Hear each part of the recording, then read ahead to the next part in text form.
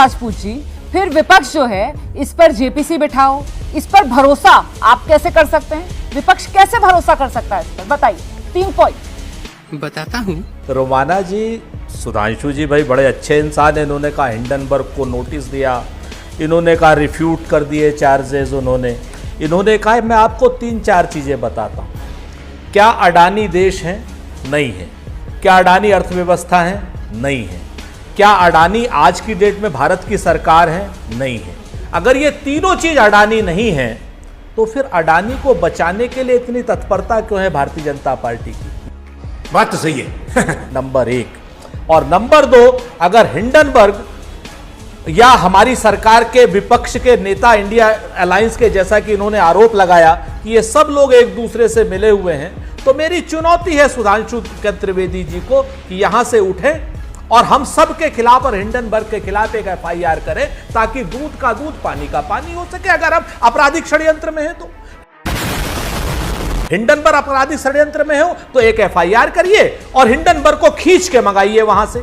हमारे ऊपर जब किसान आंदोलन होता है तब हमारे ऊपर विदेशी टूल किट का आरोप लगा दिया जाता है। हिंडनबर्ग को ये लोग कहते हैं वो राक्षस है, हम भी कहते हैं मान लीजिए वो राक्षस है, लेकिन जब Bofors radio, Swedish radio Bofors का आरोप लगाता है तब वो स्वीडिश रेडियो, विदेशी रेडियो संत हो जाता है भारतीय जनता पार्टी के लिए।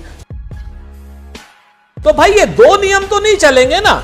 मसला यहां पर हम हिंडनबर्ग के समर्थक नहीं है, हिंडनबर्ग के समर्थक हो आप, क्योंकि आप अराजकता का आरोप लगा रहे हो, आप कह रहे हो कि ये सारी बातें हैं। हमारा यह कहना है कि सेबी में जो सवाल उठे हैं, जो माधवी बुच पर सवाल किए गए हैं और जो हिंडनबर्ग ने पॉइंट वाइज कहा गया है कि हां इन्होंने मान लिया है इस बात को, उस पर आपको जांच में आपके पेट में दर्द क्यों हो रहा है?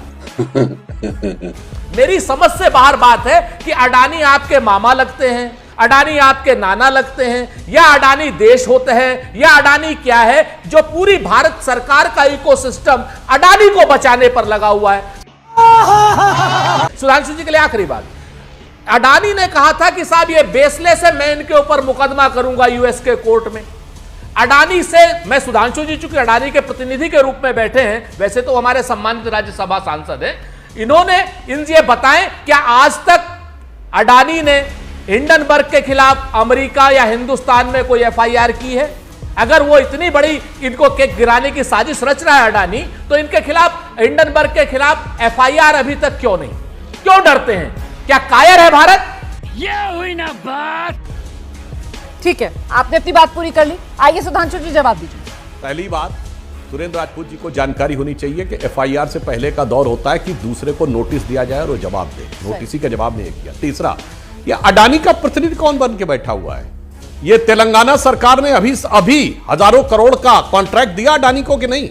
अडानी को सबसे बड़ा पावर का कॉन्ट्रैक्ट पिछले 1 साल में राजस्थान सरकार ने दिया 60,000 करोड़ रुपए का, अशोक गहलोत की सरकार ने। अरे मत करिए भाई, और सैकड़ों एकड़ जमीन दी।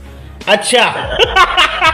महाविकास अघाड़ी ने दिया पोर्ट्स का कॉन्ट्रैक्ट। आपकी 5-5 सरकारें दे के बैठी हैं, और अगर इतना गलत है क्यों नहीं कैंसिल कर रही हैं?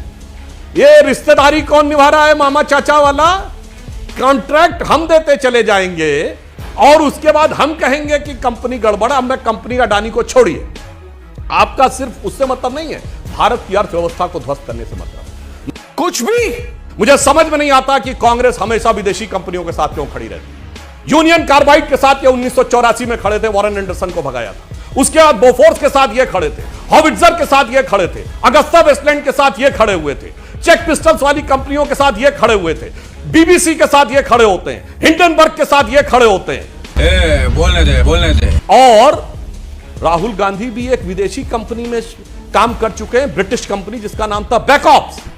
और मैं पूछना चाहता हूं, ये विदेश में जितने भी भ्रष्टाचार के एजेंट आते हैं वो इन्हीं की पार्टी से रिलेटेड क्यों आते हैं?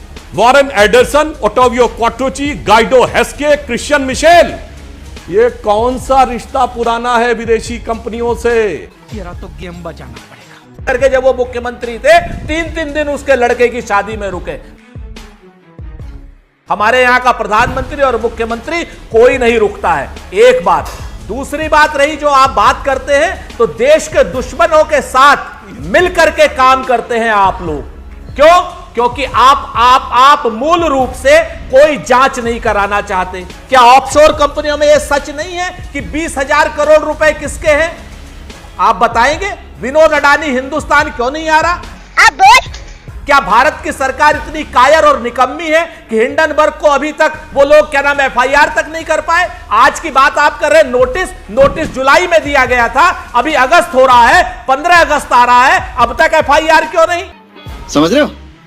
और जो उन्होंने मानहानि की बात करी थी 1.5 साल पहले अडानी ने, जो आपके आज की डेट में नूरे नजर हैं आदरणीय सुधांशु जी, वो अभी तक एफआईआर या क्या नाम यूएस के कोर्ट में कोई मुकदमा क्यों नहीं दाखिल कर पाए हैं? और आप आज की डेट में सिर्फ और सिर्फ अडानी को बचाने के लिए इतने आतुर क्यों हैं? शर्म करो शर्म। 30 सेकंड, बहुत संक्षेप में जवाब दे दीजिए यहाँ पर, क्योंकि सीधे प्रधानमंत्री का नाम लेकर यहाँ पर सुरेंद्र राजपूत ने हमला बोला।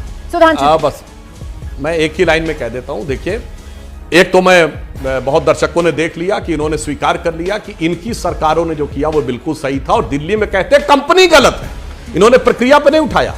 अच्छा, कहा कंपनी गलत है, तो बहुत साफ हो गया कि ये नफे नुकसान के तराजू पे तौलकर भारत को डिस्टेबलाइज करना चाहते हैं। और मैं सीधी एक बात और कहना चाहता हूं, ये पिछले चुनाव में ही तो एक ऐसा दौर आया था जब 7 समंदर पार बैठे हुए एक धन कुबेर ने कहा, जॉर्ज सोरस ने, कि मैंने $1 बिलियन रखा हुआ है मोदी की सरकार को हटाने के लिए। मैं दर्शकों के विवेक पे छोड़ता हूं, यदि कोई ऐसी शक्तियां जो एलानिया कहती हैं 1 बिलियन रखा है, तो वो कैसे करते हैं वो सबको समझ में आता है। और अभी सुनिए सुरेंद्र राजपूत जी, ज्यादा मत बोलिएगा, मैं आपको बताना चाहता हूं, जिन नटवर सिंह जी की अभी डेथ हुई है उनकी किताब है one life is not enough, उसमें पढ़िए जाके किस ढंग से अमेरिकन लोगों का